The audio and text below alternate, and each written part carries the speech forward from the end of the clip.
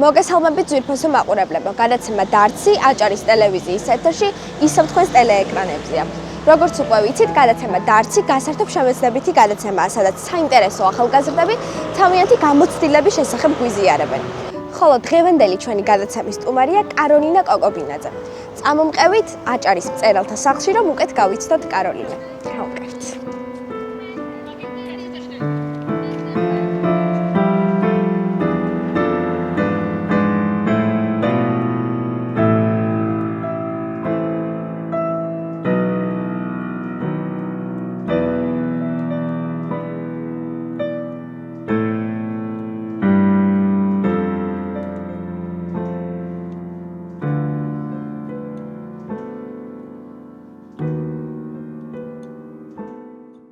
ჩვენ უკვე შევხვდით ჩვენი დღევანდელი გადაცემის სტუმარს, კაროლინა, გამარჯობა, ძალიან დიდი მადლობა, რომ დაგვითმეთ დრო. გამარჯობა. პირველ რიგში დავიწყოთ ტრადიციულად კითხვით, ვინ არის კაროლინა ერთი სიტყვით? მე ვარ თან მხატვარი და თან ლექსებსაც ვწერ და თან რაღაც მუსიკაში ვარ რაღაც ჩართული. კი, ყველაფერი ვიცი და ამიტომ ყველაფერს უნდა შევეხოთ აუცილებლად. მიუხედავად იმისა, რომ მრავალმხრივნიჭიერი ხარ, მოდი პირველად დავიწყოთ ხატვით.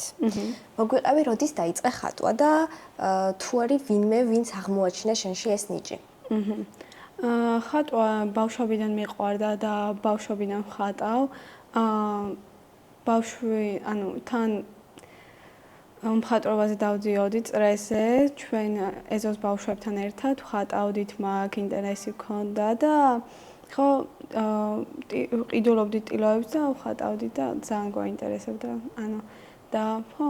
შეიძლება ვთქვათ, რომ მეზობლის ბავშვებთან. გასაგებია, ესე იგი ბავშვობიდან რაღაცა მეგობრები, მეზობლები ერთად ხატავდით და აქედან დაიწყე ხატვა. რა გაძლევს ყველაზე დიდ შთაგონებას, რომ დახატო? რასაც ყოველდღიურ ცხოვრებაში ვუყურებ, სადაც ვარ წასული, რაღაც სხვა ქალაქებში, სხვა რაღაც ექსკურსიებზე, სხვაგან რომ წავალ, რაღაც მაინტერესდება და რჩება რაღაც სამახსოვრო და მასე. ანუ რასაც ხედავ ესა ყოველდღიურად რამე თუ მოგეწონება? ხო, ყოველდღიურად რაღაც ახალს ვიგებ, რაღაც მაგ ინტერესს და აი ასე. გასაგებია. როგორც მივხვდი, უფრო რეალისტურ სტილში ხატავ, მაგრამ თუ არის გამონაკლისები და თუ აი ემოციების მიხედვით თუ არის, რომ შეიძლება დახატო. კი, უფრო რეალისტურ სტილში ვხატავ, იმიტომ რომ მომწონს რეალისტი, რაღაც პეიზაჟები, რაღაც პორტრეტები, რაღაც ასე მსგავსი. მაგრამ ხო, არის არარეალური რაღაცები, რასაც ან ინტერნეტიდან გადავიხატავ, რაღაცას დამაინტერესდება, ჩემიტაც ვხატავ რა, მასედა. ესე იგი, მაინც განწყობას გააჩნია. ხო. ხატვის დროს მუსიკა თუ გეხმარება უფრო მეტად, ან თუ უსმენ საერთოდ ხატვის დროს მუსიკას, ან მელოდიას? ხატვის დროს მუსიკას ვთავ, რაღაც წყნარს, სასიამოვნოს, რაღაც ისე რომ დამეხმაროს ხატვის დროს და ძალიან სიამოვნებს. მადლობა. თუ გაქვს რომელიმე ერთი ყველაზე შენთვის საყვარელი ნამუშევარი და თუ შენთვის საყვარელია, რატომ გამოარჩიე? მე ბევრი ნამუშევარი მაქვს დახატული, ბევრი რაღაც სხვანაირია, რაღაც განსხვავებული ერთმანეთისგან და ვერ ვიტყვი, რომ ერთი ჩემთვის ერთია და ძალიან მიყვარს, იმიტომ რომ ყველა ნახატში ჩემი გული, ჩემი ერთი ნაწილი ჩავდა. გასაგებია, ყველა გიყვარს თანაბრად რაღაცა სხვადასხვა ადგილი უკავია შენ გულში ყველა შენ ნამუშევარს. იყავი პროექტ ვიერთის მონაწილე. და აი ამ გამოცდილების შესახებ რომ მოგვიყვე, რა მოგცა პროექტ ვიერთმა? რა მომცა და უფრო იცით რა, რაღაც ბოლო ის წლები რაღაც ძალიან არ ვხატავდი რა და უფრო ბავშვობაში მქონდა და ახლა ვიერთის მერე უფრო დავიწყე ხატვა, უფრო რაღაც ახალი რაღაცები ვნახე, უფრო რაღაც სხვა ტექნიკები უკვე მოვიგონე და მასე ძალიან მომეწონა ვიართ პროექტი, აქ დავუკარი ბევრი რაღაცაც ამიხსნეს, ხელოვნების შესახებ აქაც დავხატეთ რაღაცეები და ძალიან მოეწონა. მოდი ხატვა ცოტა ხანი გვერდზე გადავდოთ, გადავიდეთ შენს კიდევ ერთ ნიჭზე. უკრავ ფორტეპიანოზე და აი ამის შესახებ გითხარი, როდის დაიწყე დაკვრა და თუ გახსოვს შემთხვევით პირველი რა დაუკარი? ფორტეპიანოზე შევედი 7 წლის ასაკში. პირველი რაც მახსოვს, ანუ ჯერ პირველ სემესტრში რაღაც გვამღერიებდნენ რაღაცეები, თან ანუ რაც დამამახსოვდა ჯინგლ ბელს რო უკრავდი. პირველი ანუ დაუკარი საყოველთაო მუსიკა. როგორც ვიცი, საკუთარი მუსიკის შექმნაც ცადე. ხო, ცადე. ამის შესახებ ხო, როდესაც რაღაც ახალს ვიღებდი, რაღაცას ვსწავლობდი, ხო, მაქედანაც გამომქონდა ნოტები, რაღაც ტრიუდები, რაღაც, ხო, ვამატებდი ჩემს დაწერილ სიმღერაში და ნაწარმოებში და მას.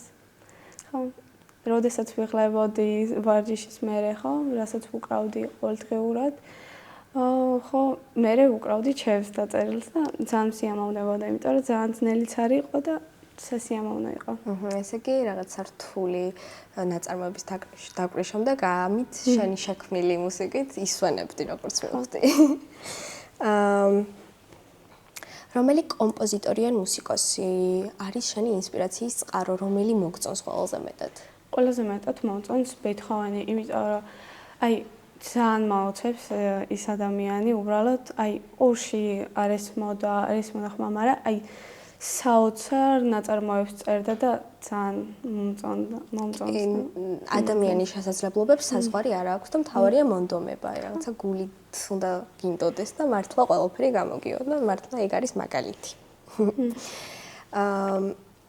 ეხ გადავიდეთ როგორც თქვი, წერ ლექსებს, კი? ხო, წერ ლექსებს რაღაც მაგ უფრო რაღაც სიყვარულს წერ, რაღაც რომანტიკულს, ხო, რაღაც ჩემი ცხოვრებიდან, რაღაც უფრო ხო მას. როდის დაიწყე წერა გითხარი? დაახლოებით 3 წელია ვწერ ლექსებს. როგორც ვიცი, უკრაინიდან ჩამოხვედი 2018 წელს ბათუმში. მოგვიყევი აი ამ რაღაცა შენი შეგრძნებების შესახებ ბათუმზე, როგორ შეეგუე ახალ გარემოს, იმიტომ რომ განსხვავდება რა თქმა უნდა და აი მეგობრებზე მოგვიყევი, რამხელა გავლენა იქონია, რომ კარგად შეგუებოდი აქაურობას. ხო, ანუ ჯერ ხო ყველა ახალი გარემო იყო ჩემთვის ჯერ, ხო, ვერ შევეგუე რამოდენიმე თვე და რაღაც, მაგრამ ხო, მეზობლის ბავშვებს გავეცანი, ძალიან ბევრი ხანია უკვე მეგობრობთ, ერთად ვართ. ძალიან ბევრი მომენტები დამრჩა და ანუ ხო შევეგუე. თან ასე ბავშვებთან ვიყავი ხო სკოლაშიც ასე ვისწავლე ძალიან სწრაფად ქართული ენა და კი, უნდა აღინიშნოს, რომ მართლა კარგად ლაპარაკობ. მადლობა. როცა უკრაინიდან წამოხვედი, იყავი დაახლოებით 5-6 წლის, თუ 6-7 წლის. ხო, 6-5 წლის ვიყავ. 5-6 წლის. აი თუ გახსოვს, უფრო მეტად რა გაგიჭირდა იქიდან რომ წამოხვედი? რამე თუ იყო ისეთი, რაც გაგიჭირდა და რთული იყო შენთვის? მგონი ბაღის მეგობრების დატოვება. არ ვიცი, ძალიან ახლა, იმიტომ რომ ბავშვი ვიყავი. ძალიან ახლა პრობლემად არ ჩავთვალე ეს. და უბრალოდ მიხაროდა რომ სხვა რაღაცეები ხო, სხვა ვიღაცეებიც გავიცანი, სხვა რაღაცა ინტერესებიც მოგაგდა. ბევრი რაღაცა გავიგე. თუ არის რაიმე ისეთი, რაც ყველაზე მეტად გიყვარს საქართველოში და რა გეხმარება ყველაზე მეტად, რომ შეეგუო აქაურობას, ადაპტაციაში რა გეხმარება? არ ვიცი, აქ რა უკვე ბევრი ხანია ვიცნობ ყველას, ანუ თან ჩემი ნათესავებთან ძალიან კარგად ვარ, რაღაც ხო, ანუ არ მაქვს ისეთი გზობა, რომ მარტო ვარ და რაღაცა, ანუ ძალიან შევეგუო უკვე, ძალიან კარგად ვარ. და ყველაზე მეტად რა მოგწონს საქართველოში თუ გაქვს რაიმე გამორჩეული? კულტურა, ძალიან მომწონს საქართველოს კულტურა, ანბანი, ძველი ისტორიები, ანუ რაღაც ომების შესახებ ისტორია, ხო, ბევრი რაღაც მწერლებიც ხო, ძალიან მომწონს ქართული მწერლები და ასე. კულტურა ახსენე და აუცილებლად უნდა ჩაგეკითხო, თუ რო ჩამოხვედი საქართველოში, თუ გაიგე რაიმე ისეთი კულტურა განსხვავებული, რაც გაგიკვირდა, მოგეწონა ყველაზე მეტად, რომელს გამოარჩევდი, თუ არის ესეთი? ხო, ანუ უკრაინასთან შედარებით აქ სხვანაირი კულტურა, აქ ხო სხვანაირად შევხედე უკვე სამყაროს, აქ რა ჩამოვედი უკვე იცი და ის ქართული ცეკვები, ეს სუფრები, ხო, ძალიან აწყობენ. ნამდვილად აი საქართველოს რაღაცა ნიშა გამოარჩია მართლა ეს ქართული ცეკვა მართლა ყველაზე მდიდარი ცეკვა არის ჩემთვის. ქართულ მეგობრებზე რომ მოგვიყვე, უფრო კარგად ხო მე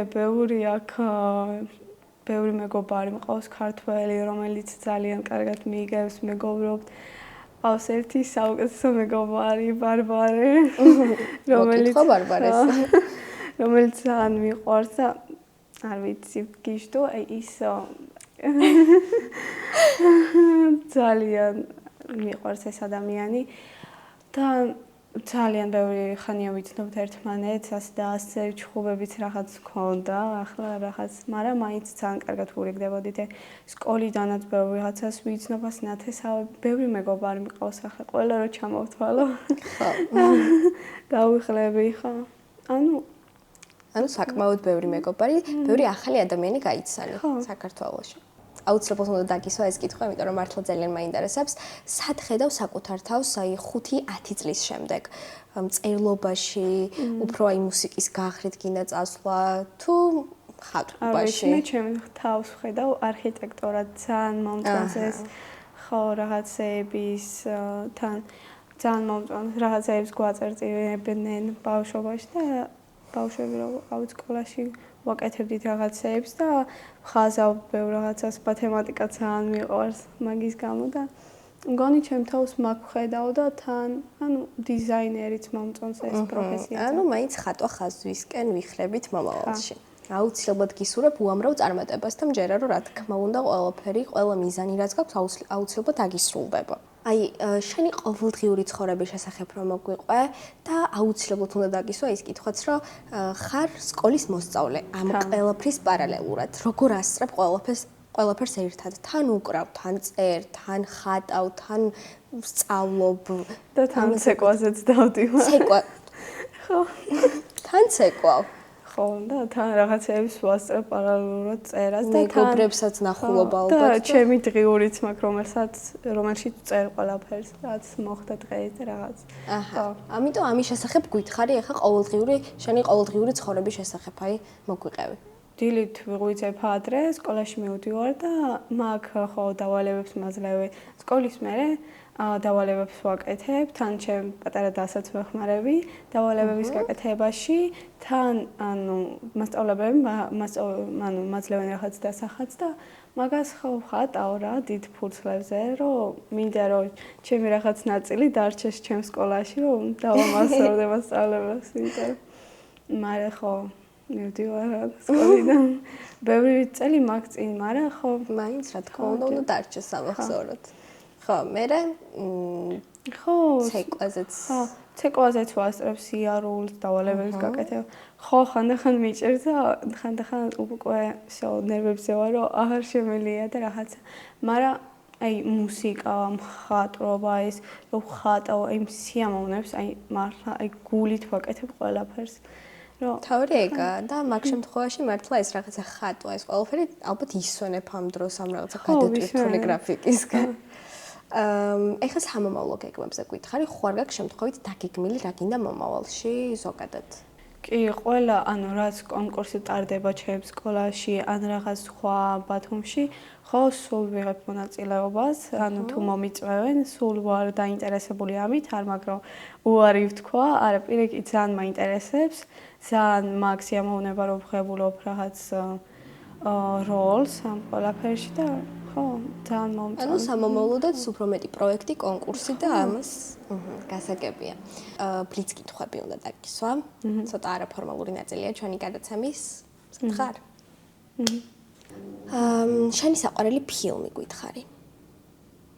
ფილმებს არ ვუყურებ. აი, ვაფშე არ მაქვს ინტერესი ფილმების. არც სერიალები, არც მულტფილმები? მულტფილმებსაც არ ვუყურებ, უფრო ანიმეს ვუყურებ. ანიმე ძალიან. ხო, მანგებს ვკითხულობ და მასა. გასაგებია. რომელი კერძი გიყვარს ყველაზე მეტად?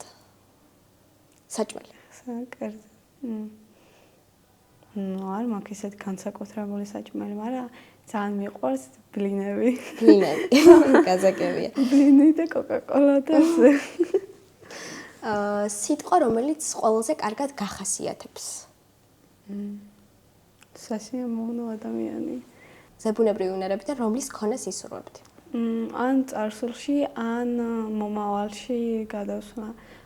ან რაღაც ჩემი შეცდომები შეუცვალო და რაღაც ჩემ თავში დაველაპარაკო ან რაღაცა, ან სხვა უკვე ისტორიას ვნახო, როგორ მართლა სინამდვილეში როგორი ხდება, ან მომავალში როგორი იქნება ჩვენი სამყარო და აჰა, ძალიან საინტერესოა.